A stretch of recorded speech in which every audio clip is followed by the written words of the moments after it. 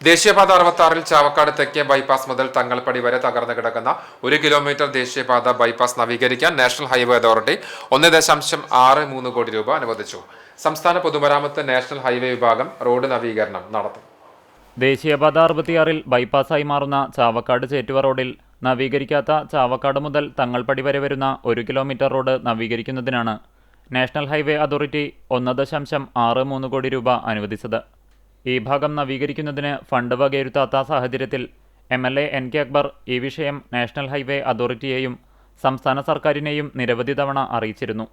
തുടർന്ന് national highway project director നേരിട്ട് സ്ഥലം സന്ദർശിച്ച് തുക അനുവദിക്കണമെന്ന് കാണിച്ച് നാഷണൽ ഹൈവേ അതോറിറ്റിക്ക് റിപ്പോർട്ട് നൽകിയിരുന്നു.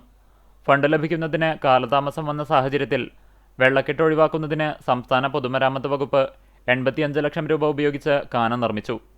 ദേശീയപാത നിർമ്മാണ കമ്പനി താൽക്കാലികമായി കുഴിയടച്ചെങ്കിലും ഗതാഗതം കൂടുതൽ ദുരിതമാകുന്ന കാഴ്ചയാണ് പിന്നീട് കണ്ടത്. നാഷണൽ ഹൈവേ അതോറിറ്റിയിലും സംസ്ഥാന സർക്കാർ മുഖേനയും MLA നടത്തിയ നിരന്തരമായ ഇടപെടലിന്റെ അടിസ്ഥാനത്തിലാണ് റോഡ് ഉയർത്തി ടാറിംഗ് നടത്തുന്നതിനും ബാക്കി ഭാഗങ്ങളിൽ കാന നിർമ്മിക്കുന്നതിനുമായി തുക അനുവദിച്ചത്. സംസ്ഥാന പൊതുമരാമത്ത് ഹൈവേ വിഭാഗമാണ് നിർമ്മാണം നടത്തുന്നത്.